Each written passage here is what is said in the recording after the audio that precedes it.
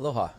A lot to share today. We're going to bring up some slides to describe exactly what we're doing, answer questions, and the topics, as you heard from Makana, are the One Ohana Fund, which is meant to help people heal, to settle cases. You're going to hear from our experts that are going to be participating in this. And also I'm going to give you an update on where we are on housing, the people of Maui who have been displaced, because I think that has been an ongoing question, and it's critically important to us for the recovery. So here's the first slide. So what is the One Ohana initiative and what's it meant to do? I've shared some of these pieces of information with you before, but 7 months ago, as you know, we lost 101 of our loved ones in the fire. The lives of thousands more were changed forever as people were displaced. It was hurricane force winds that spread this fire across Maui, and it was the worst natural disaster we've ever had. Now, my feeling is we have a moral obligation to help people heal. And so we're gathered now to talk about what the first phase of that healing really means. This is the One Ohana Fund. And we are coming together to attempt to help people have some resources so that they can move forward. Let's go to the next slide. Okay.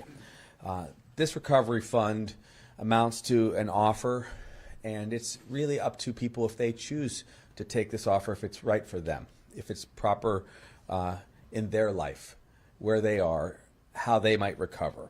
So we brought together a group of people to participate.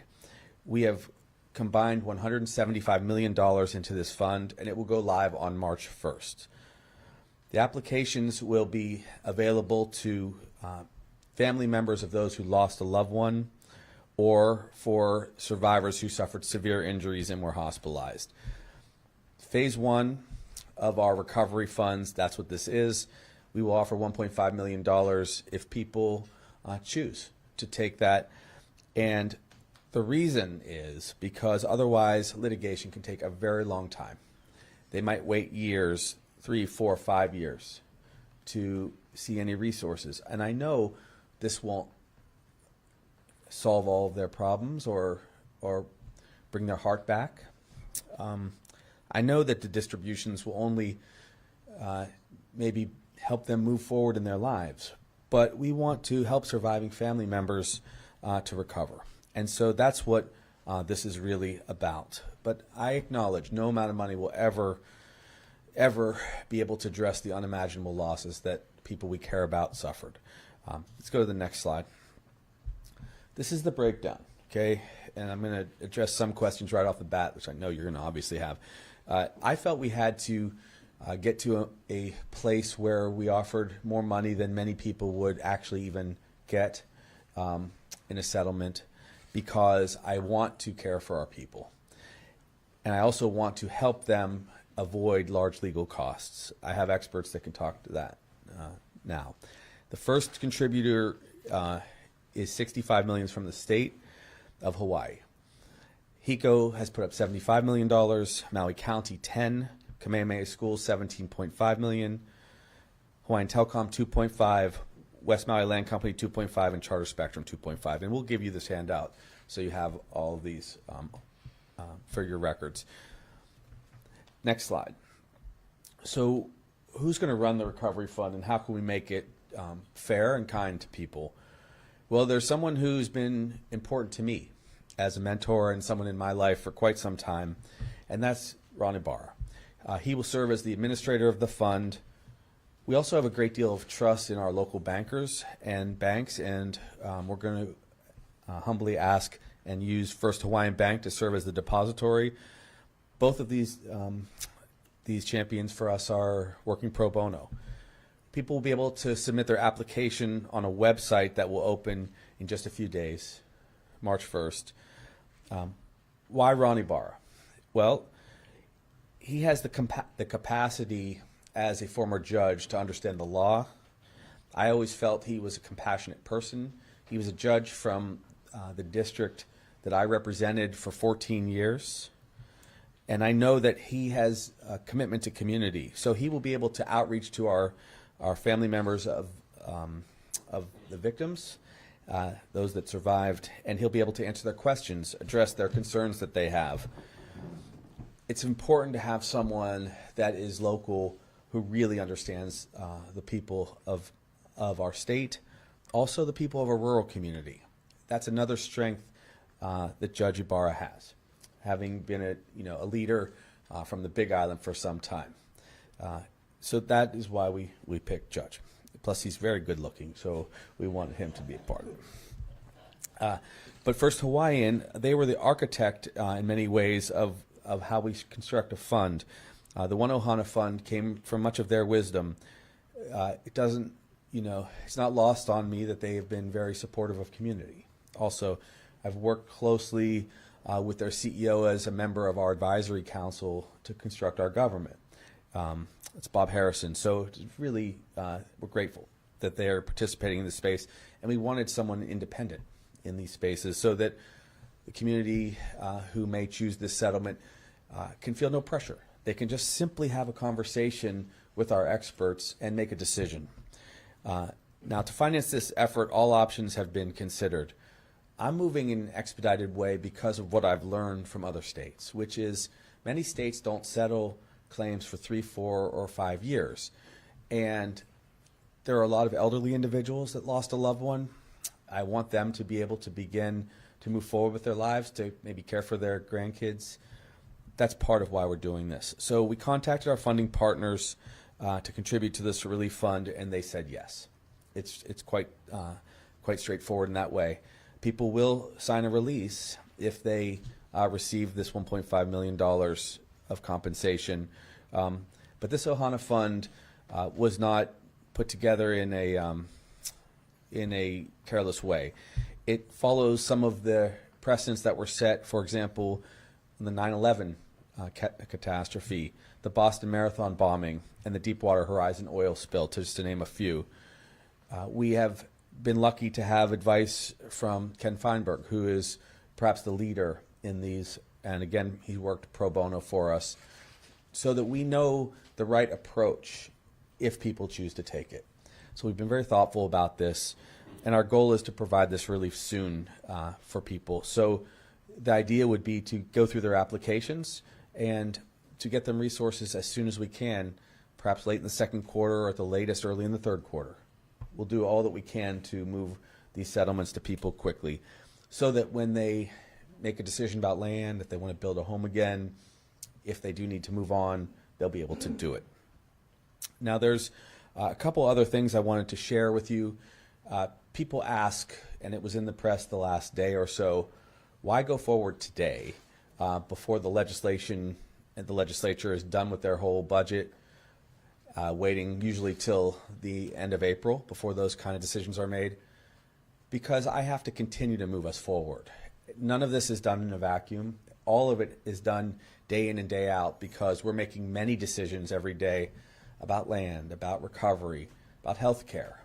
And so we just can't wait. But I have every expectation that the legislature will see that this is compassionate and this is the right thing to do both for the victims and their families and for the state so that we avoid very expensive and lengthy litigation. A couple other comments. Next slide, please. The legislative package. As I speak about that, we have a lot in the legislative package this year.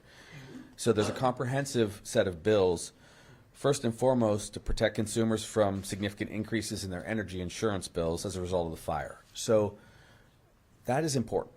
It's important for all of us because if we don't address this crisis in a smart way, litigation will take us down.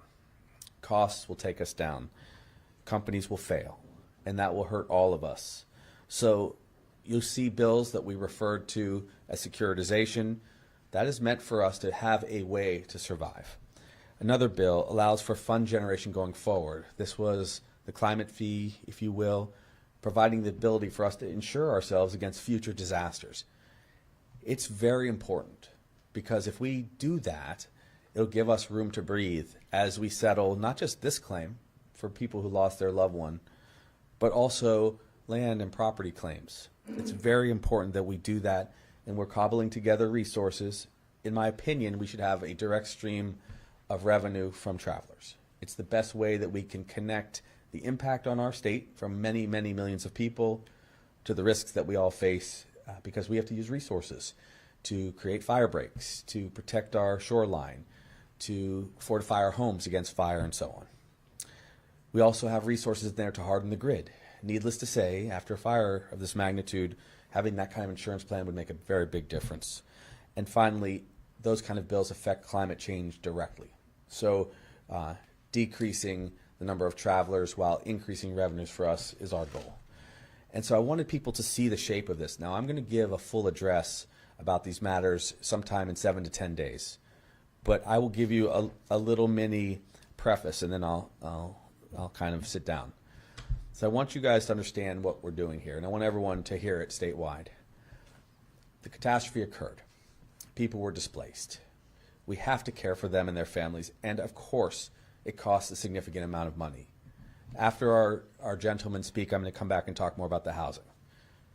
But what do we do in our state? We care for our families. So we're going to house them, and we're going to do all that we can to go from the first phase of recovery, which was getting people into hotels, to the second phase, which is getting everyone out into a longer-term living situation, which is less expensive and better for them.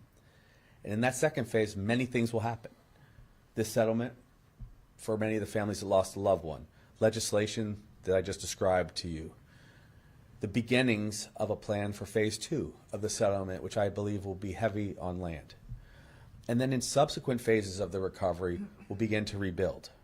We'll rebuild houses, we'll rebuild communities the way Lahaina wants us to.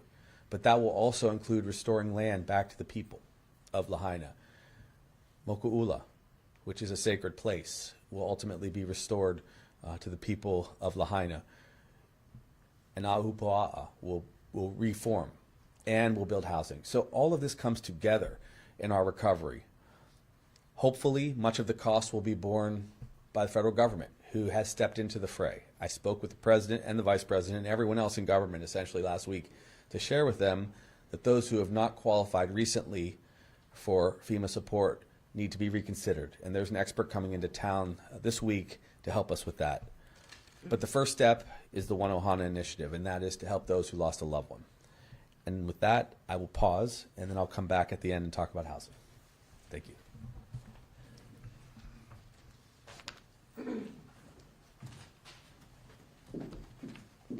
Mahalo, Governor Green. Up next, I'd like to introduce retired Judge Ronald Ibarra.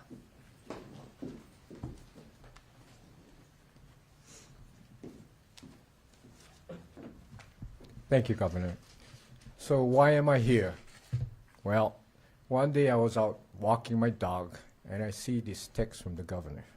It says, you want to talk about the Maui wildfire program. And first, I thought it was a scam. Because the governor doesn't text anybody on a weekend in the morning. So I waited a couple of days before I answered, and I said, how can I help? And, you know, Hawaii has the aloha spirit. If people need help, if you can, you help. And that's why I'm here. I feel that I can help, and these people need help. So how are we doing this? The program that I'm administering is under protocol called the Maui Wildfires Compensation Plan. It's a set protocol which lays out who's eligible, and like the governor says, it's a family of people that have died and the people who have suffered serious physical injuries. And it's an alternative to litigation. It's voluntary, and let me tell you, it's better than litigation. When I was a judge for 28 years, I tried numerous civil cases. I had a 6-month jury trial with DuPont Corporation, 6 months. And after the trial, of course, the plaintiff prevailed. He said if he knew what it involved, cost, time, anxiety, uncertainty, he would not have gone through with it. You know, although he went through it because he was a man of principle, as he said, it was a principle, but it cost a lot. And he wrote a book. I won't say, I'm not promoting a book, but as a result, he said he lost his marriage. Because, you know, it's constantly on his mind, anxiety, the uncertainty, and the money you have to put out for the litigation costs, the discovery costs. You have to pay for depositions, you have to pay expert witnesses. And so if he had not prevailed, I don't know what might have happened to him. You know, he's a business person in Waimea. So the Maui Wildfire Compensation Program is a good program. It's voluntary, and it helps people. Number one, it's efficient. You know what you're getting. No appeals, less expensive, quick, and allows the people that are suffering go on with their lives. And this is just one portion of the governor's program, of course. You know, when word got out that I was appointed by the governor, some friends says, "Were you crazy? You know, the people are upset out there." I said, "Yeah, they are. But, you know, I'm only addressing one portion. The other assets, like the housing, the infrastructure, that's somebody else. For me, in the program, I'm addressing the loss of loved ones, the injury of loved ones." So let me tell you, as fund administrator, what I'm responsible for. Like I said, this program is governed by the protocol, which was put together by the governor's team, which included the contributors. And as the fund administrator, I'm responsible for two basic areas. Number one, managing the submission, evaluation, and settlement of debt and serious physical injury claims based on the program's protocol. The program set forth, you know, like what you need to provide to the administrator for me to make a decision whether they're eligible under the program or not. This includes, in the beginning, the registration of claims review. They have to register their claims within a specific period of time, 60 days after the program kicks off on March 1st. And if their claims are eligible, they will be sent a claims review form regarding eligibility. And after they submit their claims review form with their specific documents, I review whether they qualify under the protocol. And if they're eligible under the protocol, I will send them a letter saying, yes, you're eligible if you, under the program or the part where it involves the debt, you're eligible. The pro payment rate is 1.5 million.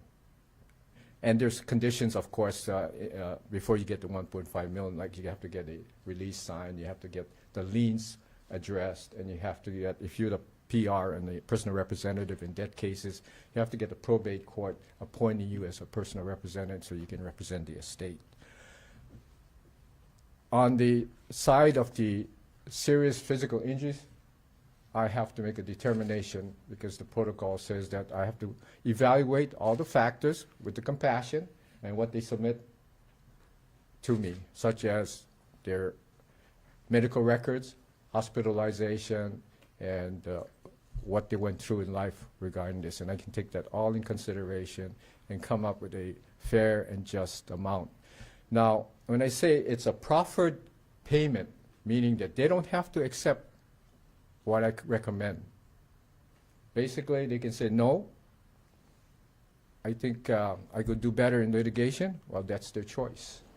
You know, all I want them to know is these are the factors, and I hope you consider it with your lawyer so that you can make an informed decision. So often, I've seen people in my career come later on and tell me, you know, I spent a lot of anxiety, a lot of time, a lot of money. And had I known this person got this settlement, I would have joined too. So all I'm saying is if they're given everything to make an informed decision. So down the road sometime when the matter is up on appeal, if they went to litigation, 1 or 2 years later, they would say, so I should have gone to the program. Well, you know, I hope I don't hear that. I would hope that, well, I made my choice. I knew what I was getting into, and I chose not to go through the program, but I hope they go through the program. All I'm saying, it's their choice. And it will help them move forward in healing faster and moving on with their lives. Now, in the decision regarding the claims, you know, I will, like I said, notify the claimants, and if I deny the claim or I find them they're not eligible after evaluating the documents they submit to me, I will say why.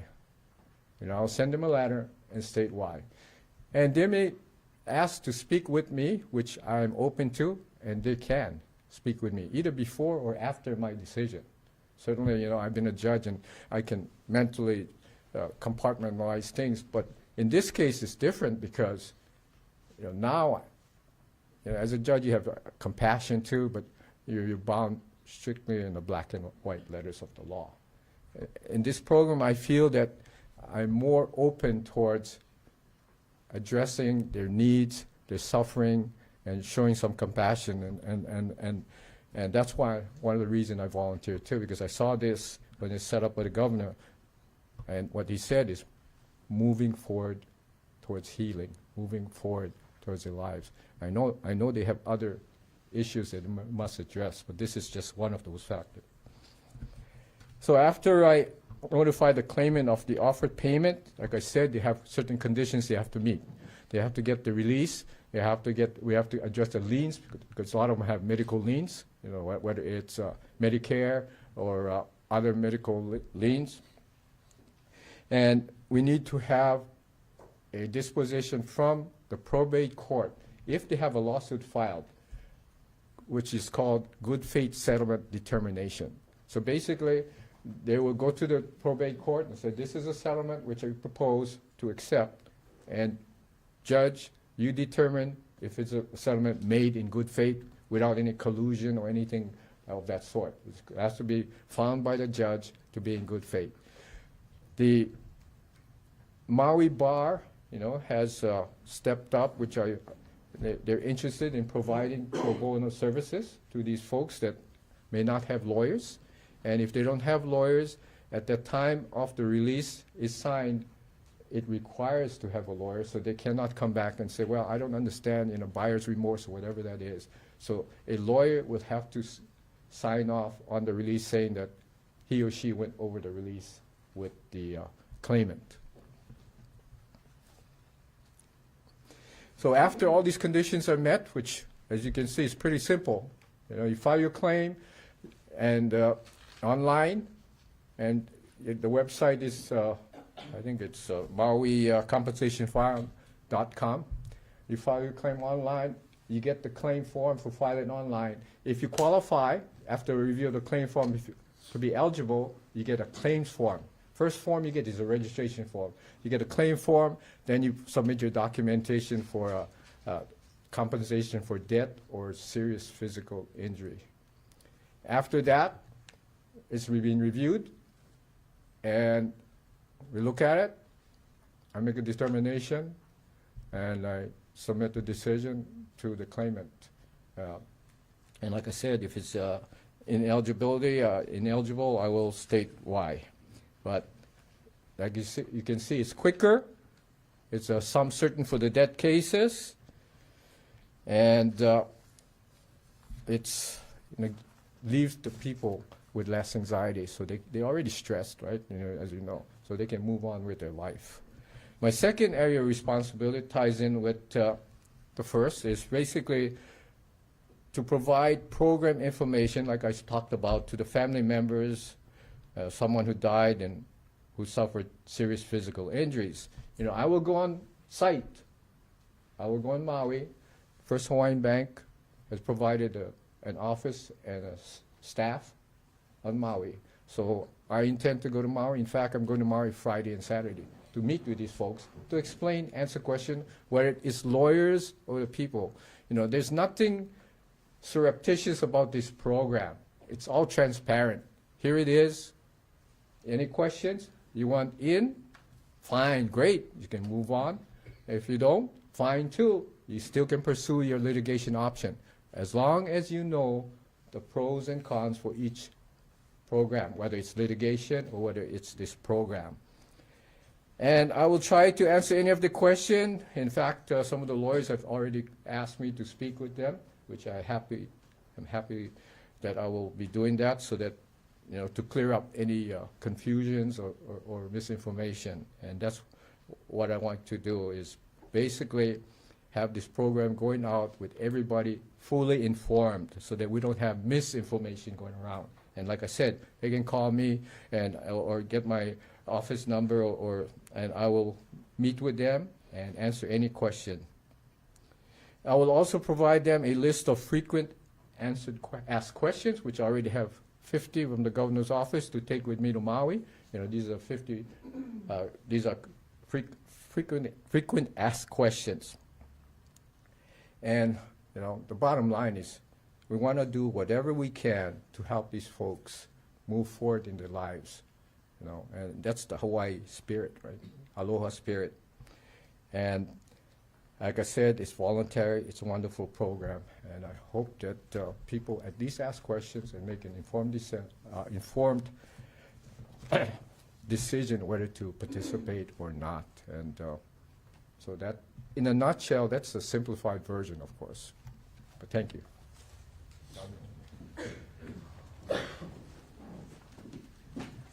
Mahalo, Judge Ibarra. In a nutshell, that was simplified, and I feel like we all just took a mini masterclass on fund administration, but truly we're grateful for you and your service. Up next, I'd like to welcome First Hawaiian Bank Executive Vice General Counsel and Secretary Joel Rappaport.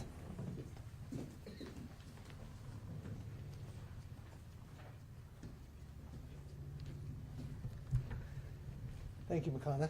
Aloha, everyone.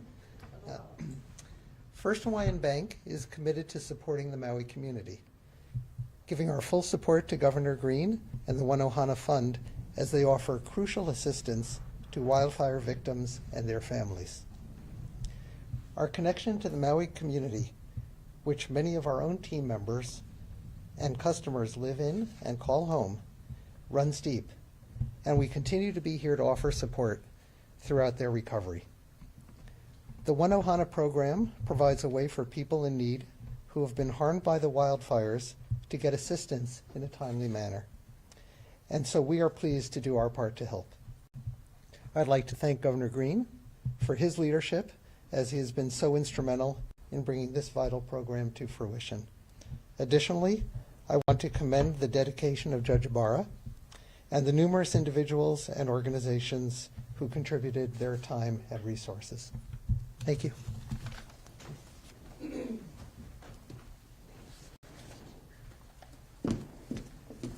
Mahalo, Mr. Rappaport. Next, I'd like to introduce Attorney Richard Sakura, who has been representing Maui wildfire survivors.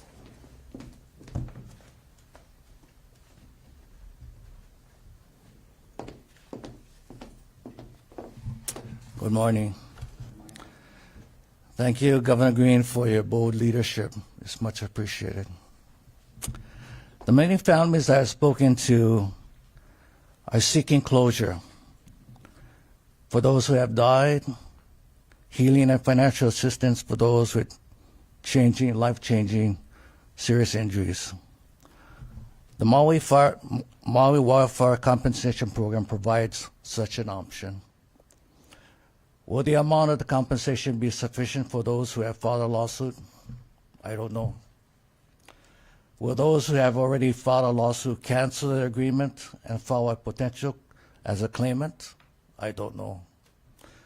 Having said that, when many families file with a personal injury law firm, there was no other option on the table at that time. So this provides an excellent option.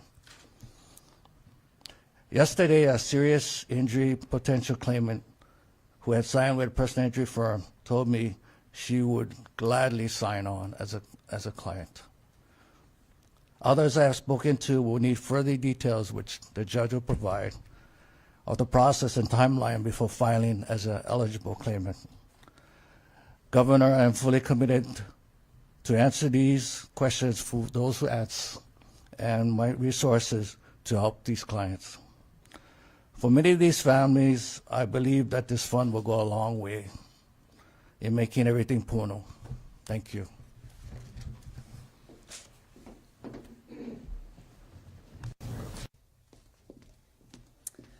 Mahalo, Attorney Sakura. Now I would like to welcome back Governor Josh Green to give updates on the housing plan for those displaced by the Maui wildfires. And of course, we'll take questions on any topic related to these two large challenges. Okay, so we're now on the housing update. So 4,000 structures were destroyed by the fire. It's just a hair under. It's like 3,950 structures were destroyed. Of those buildings that were houses, 23% were homeowners that were living and they owned their home. That number was 561, I believe, and the percentage of renters was higher, 72%. It was like 1,853, and about 5% of the individuals in the community were homeless. So, what we want to do is we want to give people a clear understanding of the goal, which is to get everyone into long-term housing. So let's go to the next slide. This is an update to a previous discussion that we had, because I know a lot of the people that were at that press conference were wondering how on earth will we get to the number of long-term housing units that we need. And it has been a challenge, but we've had a lot of success. Our collective goal is to move all individuals and families who are in short-term hotels into long-term stable housing by July 1, 2024. And we're trying to move as steadily as we possibly can. The collective effort that we're talking about is the Maui Interim Housing Plan. It commits us to securing 3,000 housing units with 18-month commitments to provide stable place for households displaced by the Maui fires who are currently in the hotels. We will cover that cost. Okay, so why do we cover the cost? Because, again, we care about people, and it is very traumatic to lose your home. It's also very impactful to what happens in Maui and to the state if people end up adrift without a roof over their heads. So there's a lot of information here, but essentially let me share with you what we got today. This is the number of households. We have 1,746 households still in short-term hotels. That's down from originally 3,000. Okay, so it's down, I believe, 44%. We still have a fair ways to go. There are several programs that you see there. The host family program, which was very smart from the mayor's team and CNHA. That's where people go and rent someone else's house, $500 a person. There's non-short-term hotels, which give us some extra capacity, and long-term rentals. That's the most important one to talk about right now. So the federal government, FEMA, and our partners, we have acquired 1,517 long-term rentals. The challenge here, because if you look at those numbers, you say, okay, well, they're pretty much there. We got 1,517 long-term rentals available. About 500 of those are in the West Maui area, and about 1,000 are across the other parts of Maui, which we are trying to get everyone that wants to stay in West Maui a place. It's near their school. It's near their job. There also is the capacity to return to residence. About 110 people have returned to their houses that weren't damaged, but the roads were blocked. Now they can get back there, or there were minor repairs that were done. And then we are building ADUs, that's alternative dwelling units, and going forward, we're going to be building quite a lot. I'll break into that in a moment. We're almost at March 1st, and you can see our goals are to decompress the hotels. We still are going to need some additional housing on the West Maui side, and I will get into that in a half second. What's a question here? Okay, is that FEMA will cover people who are eligible, citizens who are living in the district that were in a contract to either rent a place or own their house. Other people that we've been putting up fall into some other categories. Maybe they were COFA migrants, maybe they were undocumented, maybe they were homeless, maybe they were living on someone else's lease and weren't official but had lived for years in Maui. Many of those individuals don't get covered by federal funds, which creates this discussion that we've had of, at one point it was $1 million a day. It has dropped now because we're down to about 820 families. It's still expensive, but we care about people most, and we are trying to make sure that we survive as a society. So let's go to the next slide, and I'll break this out a little bit. This is currently, and these numbers change slightly every day because some people are able to move into long-term housing away from the NCS or the non-congregate shelters, the hotels. 1,744 as of the time of this slide, and that was 4,185 people. down from 7,996.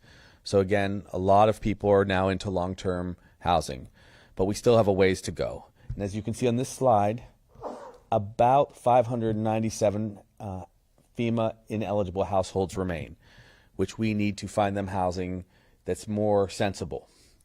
And about 1,147 households remain that are eligible and they're waiting to move. A contract becomes available, say, on March 1st, and they get to go in. They go through the paperwork. They get approved. They do their background check and so on. I know for many it can't happen soon enough, but that's what happens. It's a process during a disaster like this. And as Judge Ibarra said very eloquently, we don't turn our backs on people. We show people the aloha spirit. We care for them. But it has cost, and that's what we're going to talk about now. Now let's go to the next slide, and I can show you kind of what we appear to be responsible for and how we're approaching this. If you see in this next slide, there were 136 individuals that were homeless, and we created a community, Pu'uhonua Onene. So we spent $800,000, and we housed those who were homeless. Otherwise, their suffering is great, and their cost is even greater. We also have acquired the Hagai Institute, which is a 175-unit building, which is a mix of efficiencies and one bedrooms and so on, which we will move people into so that they're out of hotels. We've begun the process of building. I've ordered 450 houses. The approximate cost is $105 million for those houses, and we have a significant commitment from the Hawaii Community Foundation of up to $30 million. We'll finalize that number, but that helps us with the cost. And those houses, when they become available, which will take several months, 3 to 6 months still, we'll be able to move people there also. Now, why did I go to Washington, D.C. last week and meet with every single leader known to man in our country, including head of FEMA, head of Department of Energy or their deputy, Navy, the Vice President, the Transportation Secretary, and so on?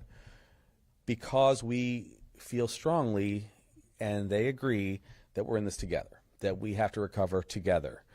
And would we like them to cover all of the individuals that were displaced? Of course we would. Right now, they, like I said, make that consideration from class to class to class. But as I explained to them, we have no choice. We have very little housing. We have hotels in Hawaii because of the nature of our economy and our just our community, and they understand that better now. They already have now approved the use of condominiums. They don't normally do that. That's going to decrease the number of people that are on the non-eligible list very significantly. It will at least save us $43 million.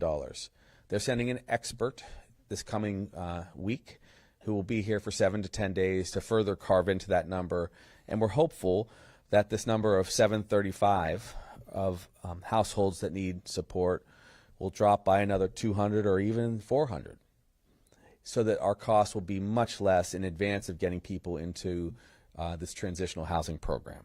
So expect us to bring in these first 450 modular homes. We will certainly go for more. I've asked the federal government, along with Senator Schatz and Mayor Bisson, to help us build at least 1,000 units.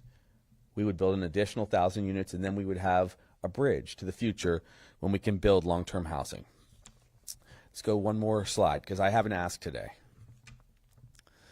Now, I'm asking today for people to consider who live in West Maui to offer an additional 875 short-term rental units. And here's the offer that we're prepared to make. We will pay up to $5,000 for one bedrooms. We'll pay up to $7,000 for two bedroom units, up to $9,000 for three bedroom units per month, and up to $11,000 for larger homes, 4 bedroom houses. The reason for this is we would like to, as soon as possible, get the rest of the individuals, especially that are not covered by FEMA, into housing as a bridge. These would be for between 1 and 6 months. We'll make sure that the houses are well cared for, but so that these families, instead of being in a hotel at a very high cost, night over night, day over day, get into a stable situation. So I'm appealing to people. We have made great progress. Like you saw, over 1,500 units did come in. The mayor's tax plan is working very well. People don't pay property tax any longer if they participate in these programs for a period of time. for a year and a half if they already signed up. It'll be a year if they sign up now. If we do this, our costs will again drop very steeply, and we'll have enough time to drop in some of the other transitional housing. It's important. This is important. So go to helpingmaui.org/offer, helpingmaui.org/offer. And over the next essentially 2 or 3 days of this month and then all of March, I'm hoping that we will have enough houses for all of those individuals that for some reason or another did not qualify, or if there's overflow from the other program, because these would be in West Maui. We need housing in West Maui. I'm not going to dwell on this today, but I am going to reiterate that I will continue to consider the possibility of a moratorium, temporary, on short-term rentals in West Maui if we don't have enough housing for our people. If that were the case, I would do the moratorium and we would make this exact same offer. And once we filled up all of our slots for people, I would lift the moratorium. But I'm not playing around. People have been in hotels quite a long time, and it is very difficult on these extraordinary people who have survived the wildfire. So I want to thank everybody that's already participated in the program. It has been something to behold. But what governors across the country shared with me was that these kind of disasters will linger 3, 4, 5, even 10 years if you don't take action, which is why today you heard about the One Ohana Fund and a settlement offer quite early in the process so people can heal, and why you're seeing me move in an expeditious way to get this bridge so that people can get into permanent housing sooner rather than later. I know for many, they are afraid of being evicted. They're afraid of the cost and the future of housing. That's the purpose of this plan. And if the legislature will help me with some of these other pieces, we'll be able to also survive the impact of the fire on the business community, and we'll be able to settle the larger claims of property damage and so on in the coming months and years. So again, thank you guys for what's pretty detailed description of what we're doing, but I thought you were owed that. And like I said again, I will go into do a deep dive on all the pieces of the response in about 10 days. So there's absolutely no questions about how Hawaii is responding to this disaster. Thanks a lot.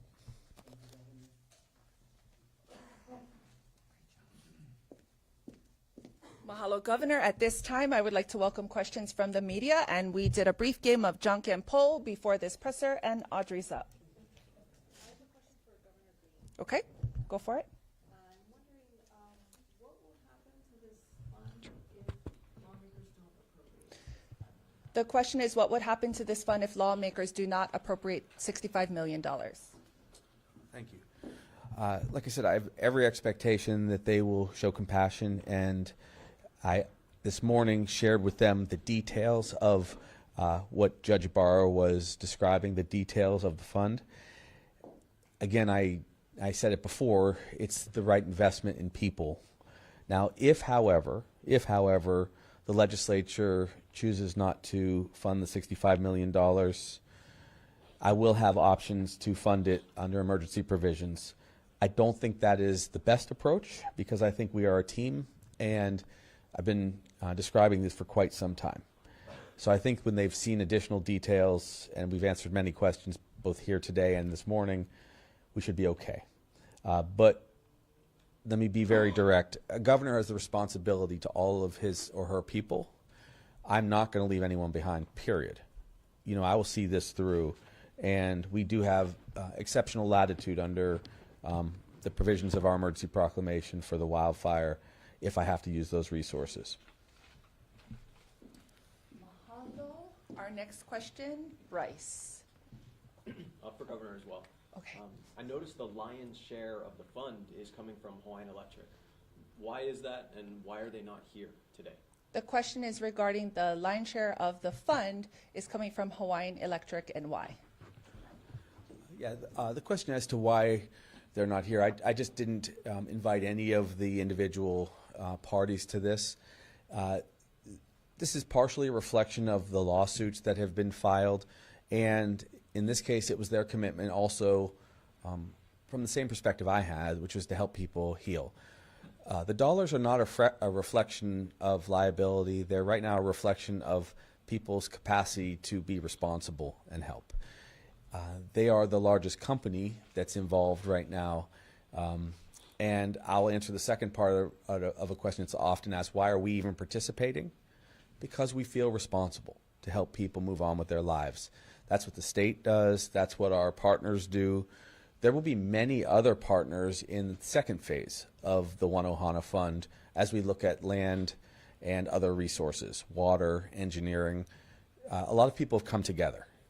And so I think it's important to share that. But I didn't want to put people on the spot. I'm working hard to depoliticize this whole matter. I know that it will be a question in the legal community of who is taking on liability. We're putting the settlement out there just as an option for people. And I really commend all the partners for stepping in and deciding they wanted to try to help people out sooner rather than later. Next question, Dan Nicasso. Thanks, Makana. Question for Governor.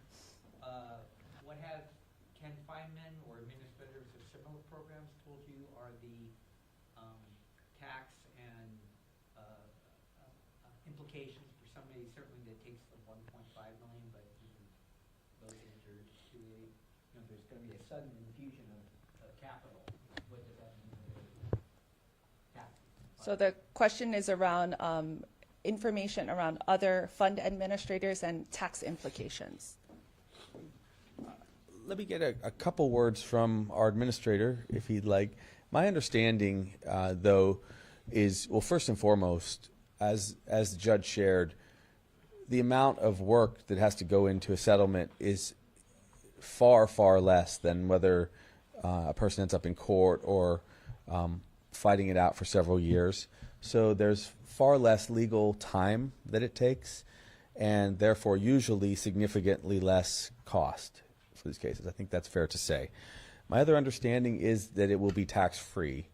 So that's important because in settlements of loss of life, I don't believe people are taxed whatsoever. I asked that question before, and yeah, the Attorney General's reminded me that that's correct. So just for perspective, if someone did go through a lengthy trial, they might pay and need to commit 30 or 40% of their settlement.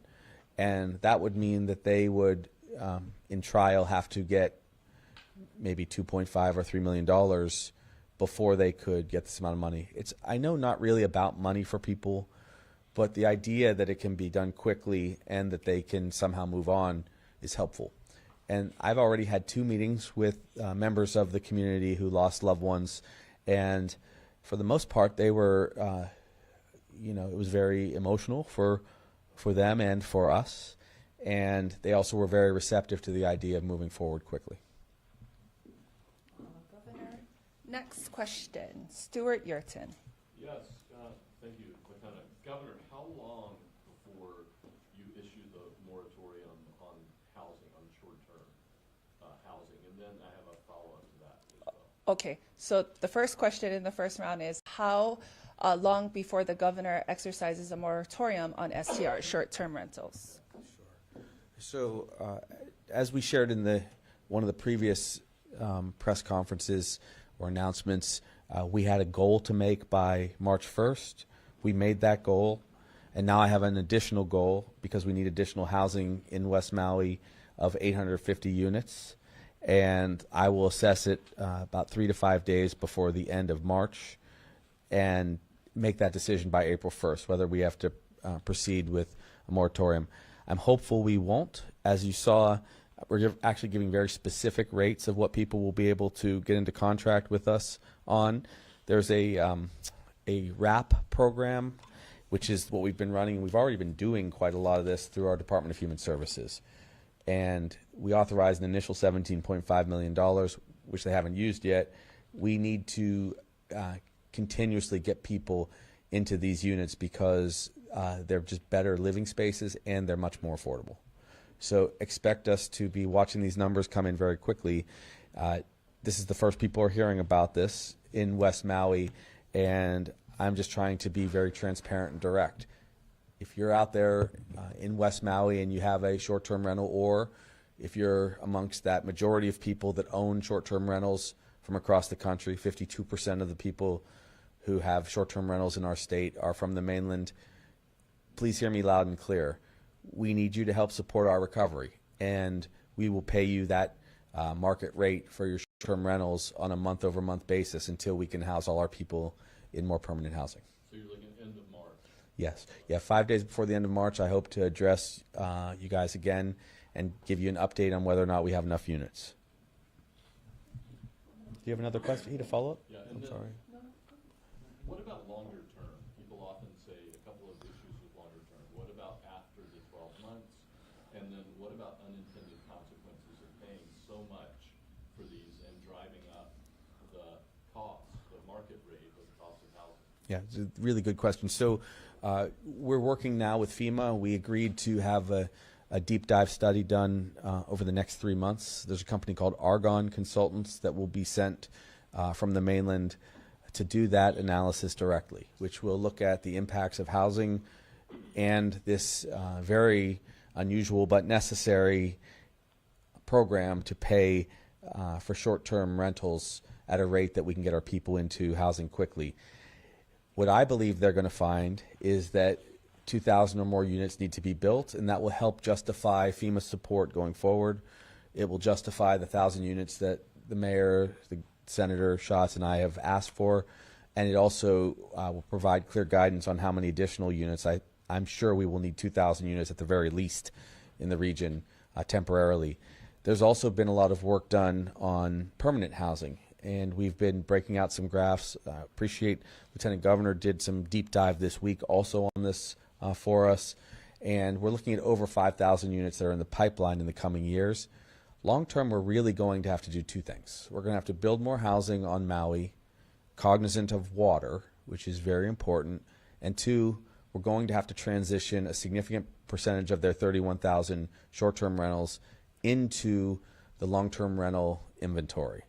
31,000 short-term rentals, of which many thousands of those are not licensed or legal, need to be transitioned, and we'd like to give a runway of a couple years so that can happen.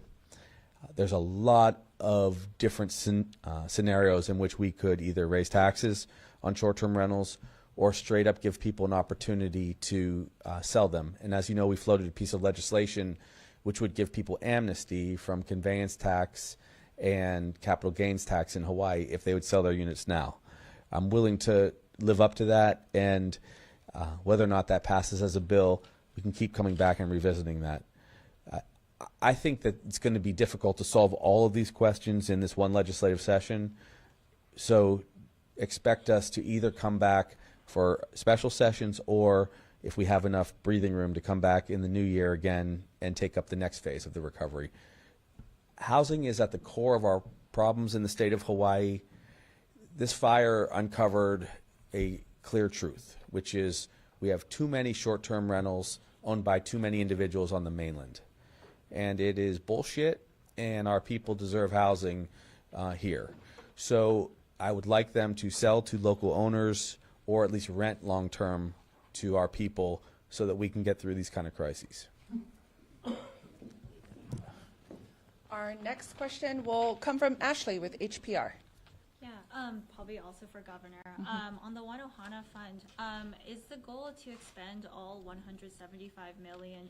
So, for example, if not as many people take it, would the leftover funds be redistributed into the general fund, or is it redistributed amongst the people who decide to go for the settlement? So the question is around the $175 million total pot for the One Ohana Fund, and how does that get redistributed if it's not maximized or optimized? Yeah, thank you for that. I would be very surprised if 100% of people took this option, because some people will find that it's better to litigate. That is absolutely okay. We respect them. Any of the monies that aren't expended would go back to the partners in the proportion that they donated to the fund. So, for example, if 80% of the individuals took advantage of the fund and it left 20% of those funds back, the state would get 20% of its $65 million, which would be $13 million back. HECO would get $15 million back, and so on. Sorry, those who are seriously injured, what kinds of types of compensation are we looking at under 1.5, but in the ballpark? That's, let me let Judge address that. He has much more experience on these kind of things. Yeah, it's basically the fund sets aside 25 million of the 175 million to start to compensate those with serious physical injuries. And the process, it would be paying the debt claims first. So 1.5 million will be paid to each debt claimant, and 25 million is reserved for the serious physical injuries. Now, if there are leftover money from the debt claims, then the leftover monies may be used to pay the serious physical injuries up to a cap of $35 million. So 25 plus 10 additional. That's the cap.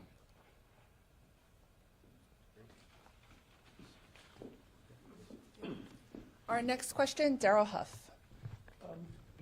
Since you first announced this program, Governor, a number of cases on the mainland have gone to jury verdicts, and the verdicts were considerably higher than the $1.5 million. They were in the $4.5 to $8 to $9 million range, and many attorneys are saying this 1.5 is just not going to be as attractive.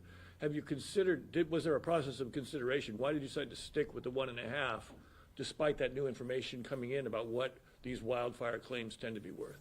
The question is around the 1.5 million that will be offered and how we came upon that number. Just a quick clarification. Are you speaking about claims from other fires? Is that, Yes. Yeah, okay, yeah. So we had some very good analysis from our advisors, in this case, Ken, who has had that kind of experience, and it was viewed at the range somewhere between 750,000 and 1.5 million would likely, in this case, be what would be necessary for people to decide that this was in their interest. And so we chose the high number to be as generous as we could with the amount of funds that came in. And that's why it's really purely an option. It's difficult for me to comment because I could never place a judgment on one of these tragedies, but I do know that everyone has to just have an option in their life. And, you know, if you view what and I'll just speculate a little bit on what's happened in other places, if you view the process and you imagine people are going to wait several years and then have to deal with appeals, they have to deal perhaps with the possibility that some companies leave the market or are bankrupt, which I don't honestly think will happen. But all of those considerations are also very real, and getting someone resources here in just a few short months, what we're told by some of the individuals who lost a loved one, is much more palatable than going through that. But whatever people decide, that will be the right thing for them. Our final question comes from Ariel with KITV. Oh, she does not. I will open it up for one final question. Dan Nicasso. Governor, we've talked a lot about market rental rates on Maui. Where does the offer of $5,000 for a one bedroom, I think it was $11,000 for a four bedroom, fit in what owners need right now on the open market? Okay, so the question is clarification around the breakdown of numbers for market rental rate related to one bedroom, two bedroom, et cetera. Sure. 57911? Yeah, it's the breakdown. Oh, yeah. So forgive me. Yes. So where do these offers? They break down very favorably. These are comparative to short-term rental rates, and remember, these individuals will also be tax exempt. So, the consideration is this: let's say someone owns a two-bedroom short-term rental, and they're used to getting, I don't know, some very large number per night, but they might only rent for 18 nights and they'd pay property tax. In this case, we'll be guaranteeing them the full month coverage, and it's pretty consistent with the market rates. I've also tried to simplify it, as I've heard some people's stories that they're reluctant to negotiate. I just want to simplify this process because the complexity of every single case ends up meaning that people end up staying in hotels longer and they wrestle with getting back to normal.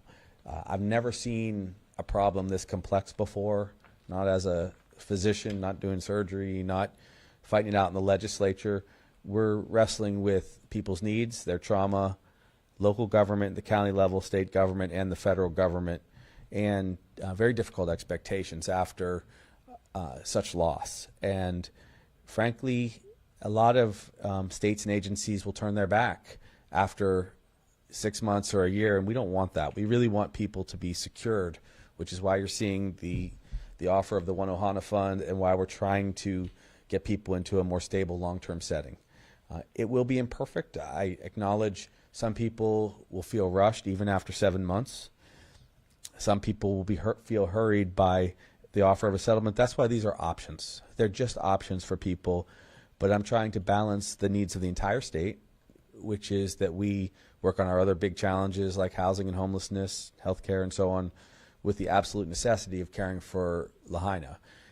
You'll hear me talk about some other things that we're going to do in the Lahaina corridor that will be thoughtful about cultural needs in the coming week. And I want people to view this holistically, that we want to care for all the families that were displaced. We want to care certainly for all of those who lost a loved one. And then we have a housing crisis on our hands that just got worse because of the fire. So, when I get animated about short-term rentals like I did a minute ago, it's because we've got 89,000 short-term rentals in the state of Hawaii, of which only 14,000 are legal. That's 75,000 units in our state. They're not available. And if you recall, we've said on multiple occasions, if we had 50,000 units in our state available, our local people wouldn't be pressured to leave. So we have been out of balance. We've been out of balance on housing. We've been out of balance on our protection of the environment. And we've been a little bit out of balance on water policy and cultural considerations for the Hawaiian people. And my intention over these couple years is to restore balance to these challenges. Okay. Thank you very much, guys. See you again in a week. This formally concludes the press conference. Mahalo.